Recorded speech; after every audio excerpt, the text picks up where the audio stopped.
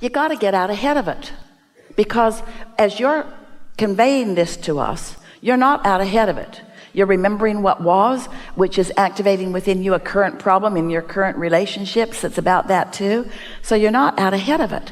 So how do you get out ahead of it? We want to talk about meditation, because meditation clears your mind. And when your mind is clear, your vibration rises. And that's the best way to get out ahead of it. But there's something that is a practical application that you could do many times in every day. And that is segment intending.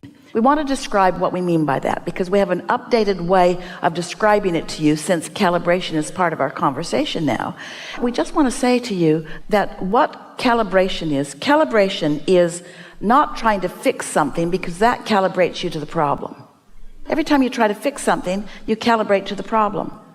So what true calibration is to find something in your now that you can focus on that hooks you to your power, to your clarity, to your source, to your strength. And then you take that calibrated, good feeling being into the world, or into a memory, or into a thought, or into something else. So you tune yourself, and then you go somewhere where the law of attraction can reflect back to you what you've got calibrated. Deliberate creation is deliberate calibration. Imagine there's a basketball player. It's in the NBA. What do you think he does during practice? He calibrates. He's been doing it for a long time. He's calibrating his muscle strength and his hand-eye coordination and the distance, and in many cases it feels innate.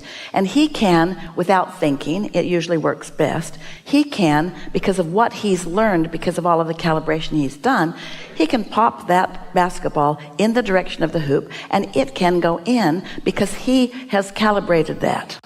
So that's a physical calibration. There's lots of physics. Esther can calculate how long it will take her to get someplace by how fast she is driving, given the fact that there's no traffic. There's a certain physical calibration that she can do. But there are other factors to factor in that she doesn't have control over, like traffic, that she can't calibrate in terms of just the physics laws of the universe. Those laws of physics of your world will take you so far, but there's a whole bunch of other calibration of thought and calibration of vibration that people aren't taking into consideration. Just stay with us a little bit. This is going to make sense to all of you. So the basketball player knows how fast he can run. He knows how he feels today. He knows how to develop his muscles. He's learned about his hand-eye coordination. He's practiced enough that the odds are pretty good that when he's standing there on the free throw line uncontested, that he can make the basket. But does he always? Isn't it ridiculous how often those guys miss? With no one climbing on them, no one in their face, no one hurting them in the moment, no one defending the goal. There's no one standing up there slapping it out of the way. It's just them and the rim and the ball, and they miss. What's up with that? Well, they did the physics calibration. They've got that down, and really on a good day they can hit most of them. But what happens in the game? Who gets in their head? What's going on? Fans, most of the arena sometimes doesn't want them to hit it. Most of the arena will jump for joy when they miss. Most of the arena will mock them while they're trying to hit it. Boo, boo, boo, boo, waving things behind the line. Don't do it, don't do it, don't do it. Die, die, die, die, die, the crowd is saying. So they've calibrated the physics part of it, but are they stable in the rest of it? Are they so at one with their inner being that the whole rest of the world could be rooting against them and it would not matter because they're in sync with pure positive energy and the powers? You see what we're getting at?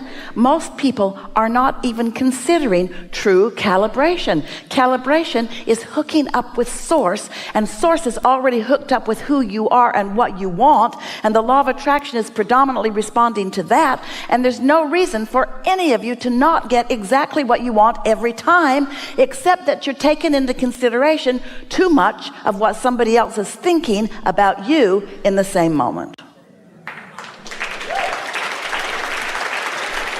And that's just a natural habit, because most of you have been calibrating to them your whole life.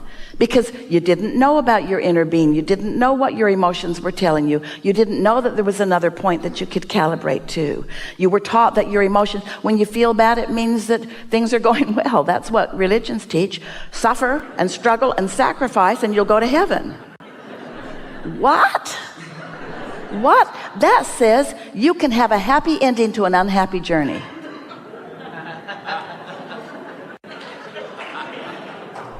Well, really, in that case, they're right, because when you croak, it is a happy ending every single time. But most of them don't want it that way. If you're not doing what they think you should be doing when you croak, they damn you to hell.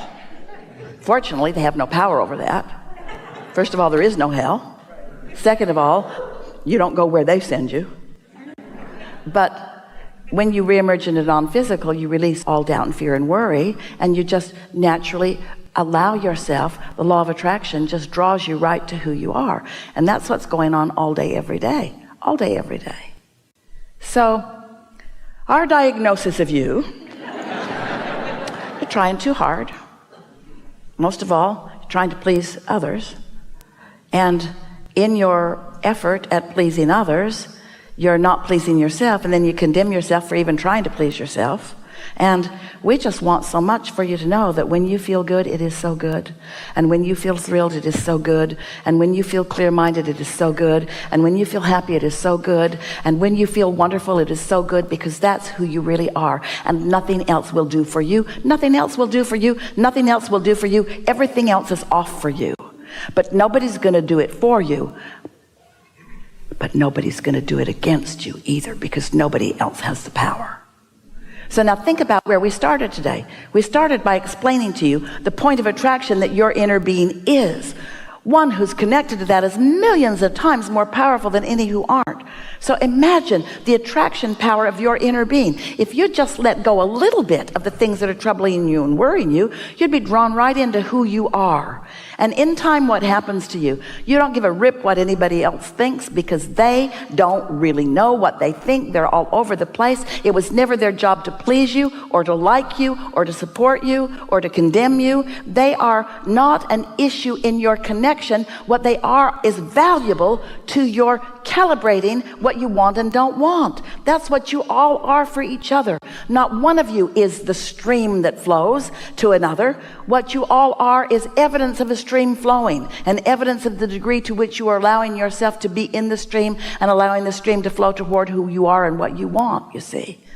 So your Blessed Mother, doing the best that she can, doing the only thing that was your agreement with her, she provided an avenue for you into physical. But she did so much more than that. She provided an opportunity for you to calibrate your awareness of what doesn't feel good and what does feel good, and what doesn't feel good and what does feel good.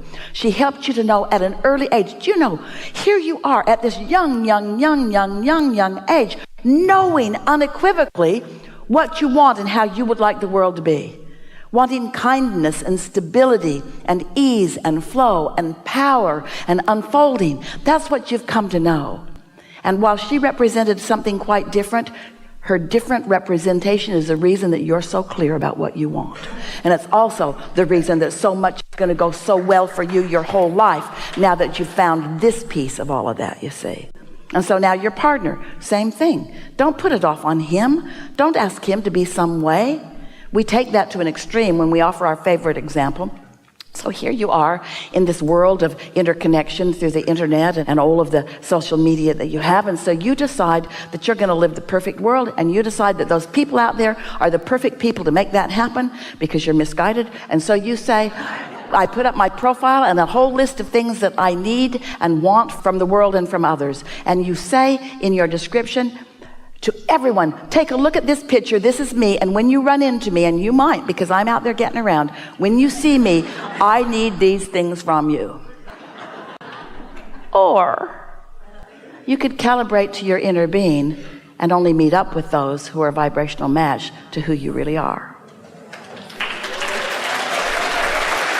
So we want it to feel as absurd to you to ask something from your partner, as in this example when we were saying you should ask it from the whole planet.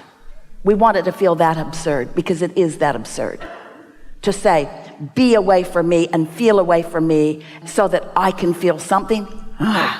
What you want to say is, hey, I'm going to do my best to tune in, and I'm living happily ever after, and you're really fun to hang around with.